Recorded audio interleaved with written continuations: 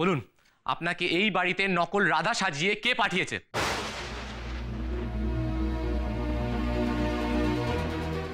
হ্যাঁ, আমার উপরে তো খুব হম্বিতম্বি করেন।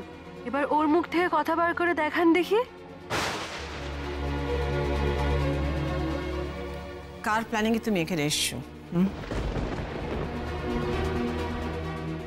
তুমি আমাকে বলবে না পুলিশকে বলবে? আমি তাহলে পুলিশকে ডাকি।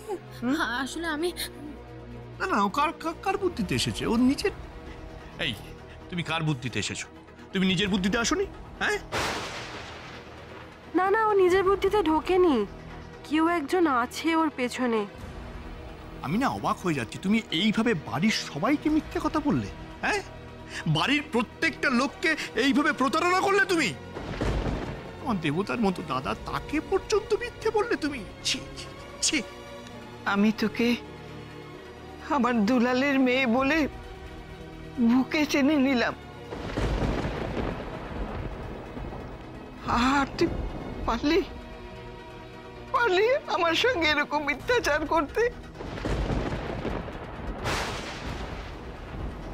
ছি রাধারানী, ছি। নিরীহ মানুষগুলোকে ঠকিয়ে কি লাভ হলো তোমার? দেখলে শুভেন্দু, এই মেয়েটার জন্য তুমি আমার কৃষির জীবনটা নষ্ট করতে যাচ্ছিলে। কতবার তোমাকে আমি বুঝিয়েছি আবেগে বসে কিছু করো না, বাট তুমি কোনোদিন আমার কথা শোনো না, আর আজও শোনো নি। জেলেও ভরবো না, অনেক টাকাও দেবো, আমার নামটা খালি বলিস না মাইরি। হ্যাঁ, তোমাকে না আমি। দিব্য, হ্যাঁ আমি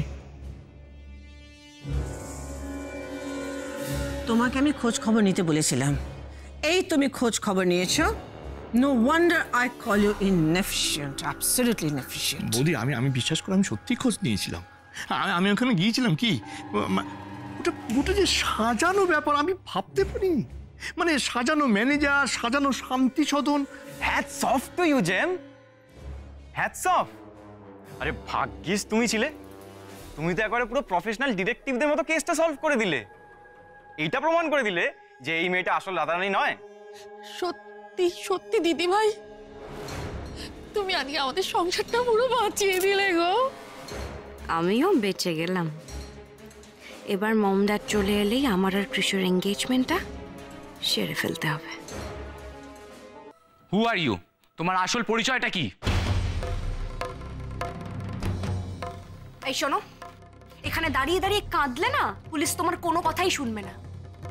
তুমি জানো আজকে তোমার জন্য আমার আর কৃষের লাইফটা জাস্ট হেল হয়ে যেত। না না, আপনার জীবন কেন শেষ হবে? আপনাদের ভালোই হবে। আমি জানি আপনি হুকুমুখকে খুব ভালোবাসেন। বলুন, আপনি নিজের আসল পরিচয়টা আমাদের বলবেন না পুলিশকে ডাকবো? ডাইরেক্ট ওদের সামনে বলবেন।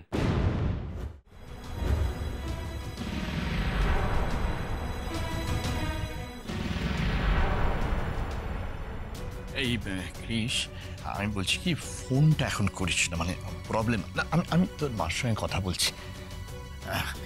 বৌদি, আমি বলছি কি, মানে পুলিশে ফোন করে প্রবলেমটা বাড়িয়ে দরকার নেই। দেখো, ব্যানার্জি বাড়িতে একটা আভিজাত্য আছে, হ্যাঁ, একটা সুনাম আছে। হঠাৎ করে তুমি বাড়িতে যদি পুলিশ ঢুকিয়ে দাও তো লোকে জানতে চাইবে না যে কেন পুলিশ ইয়ে হলো।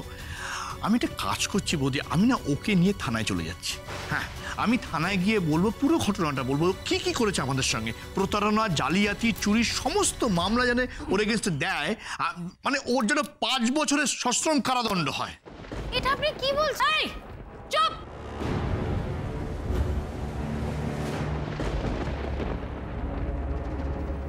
চুপ, একদম চুপ। চোরের মার বড় গলা না, খালি পটর পটর পটর পটর করে কথাই বলে যাচ্ছে। একদম আর একটা কথা বলবে না।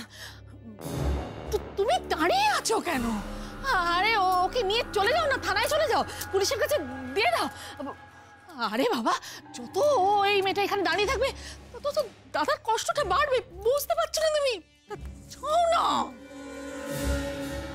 হ্যাঁ, আমি ভুলে গেছিলাম। এই ঠিকই তো। এই চল থানায়, চল চল বলছি।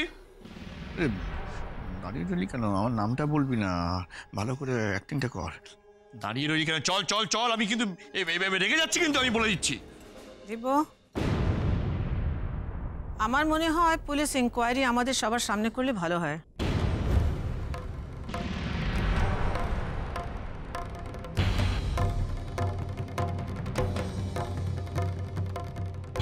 বৌদি, আমি বলছিলাম কি যে আর কারুর থানায় যাওয়ার প্রয়োজন নেই, আমি তো যাচ্ছি ওকে নিয়ে।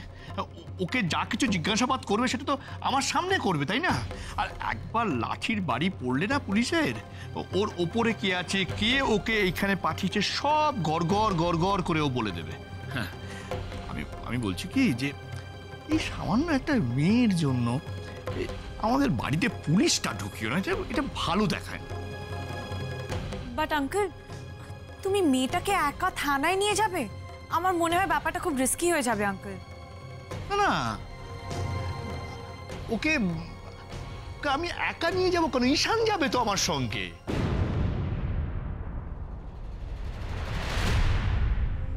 আঙ্কেল, আমার মনে হয় আমার আর ক্রিসেরও তোমার সঙ্গে যাওয়া উচিত। মানে এদের গ্যাংটা তো ইউজুয়ালি খুব বড় হয়, যে কোনো সময় কিন্তু অ্যাটাক করতে পারে। না না, দেখ, তুই এবং ক্রিস, তোদের অনেক বড় বড় কাজ আছে, অনেক বড় দায়িত্ব আছে। সামান্য একটা চোর মেয়ে, তার জন্য তোদের এত সময় নষ্ট হবে সেটা আমি চাই না।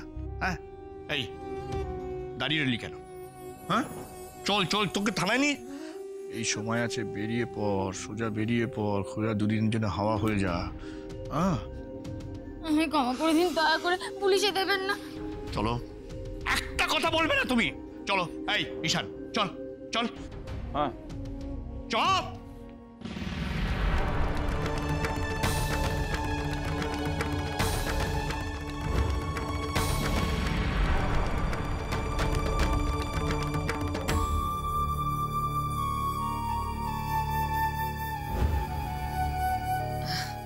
যাকে বাবা, একটা বিরাট ঝড় বয়ে গেল বলো দিদিভাই। তুমি জানো ওই জন্মদাগের বিশেষত্বটা কি বলেছিলে গো? দুলাল শুভকে চিঠি লিখে জানিয়েছিল রাধার বাঁ কাঁধে একটা বাঁশি মতন একটা জন্মদাগ আছে। স্বপন, স্বপন। হ্যাঁ হ্যাঁ স্যার, বলুন। হ্যাঁ, শোনো, তোমাকে সেদিন যেমন বলেছিলাম, আজকে তুমি গাড়ি নিয়ে সোজা বর্ধমান চলে যাও। আর সেখানে লোকাল নিউজ পেপার আর লোকাল টিভি চ্যানেল যেগুলো আছে সেখানে দুলালের নামে বিজ্ঞাপন দাও। দুলালকে আমার খুঁজে বার করতেই হবে। ঠিক আছে। আবার আবার শোভা, দুলাল বেঁচে আছে, আর সেটা জানার পরেও আমি দুলালের খোঁজ করব না, এটা কি হয়? না না, খোঁজ করার তো সত্যিই দরকার নেই। টিভিতে বিজ্ঞাপন দেওয়ারই বা কি দরকার? আমি তো নিজেই এখানে দাঁড়িয়ে আছি, দুলাল বেরার মেয়ে রাধা বেরা। আমি নিজে গিয়ে ওদের আমার আসল পরিচয়টা বলে দিয়েই ফেলি, বলো গণেশ দাদা? আমি জানি হেডমিস্ট্রেস রাগ করবে, কিন্তু ভালো কাকুর কষ্টটাও যে আমি আর দেখতে পাচ্ছি না।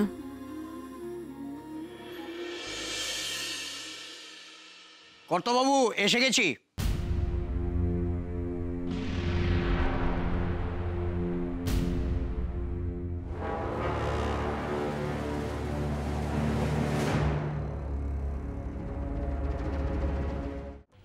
মাঝে মাঝে একটু ব্রেক নিতে হয়, তারপর ঘুরতে যেতে হয়।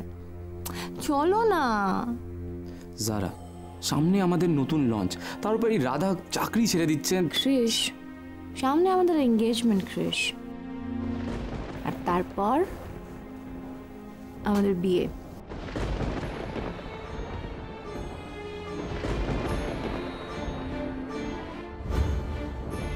হ্যালো।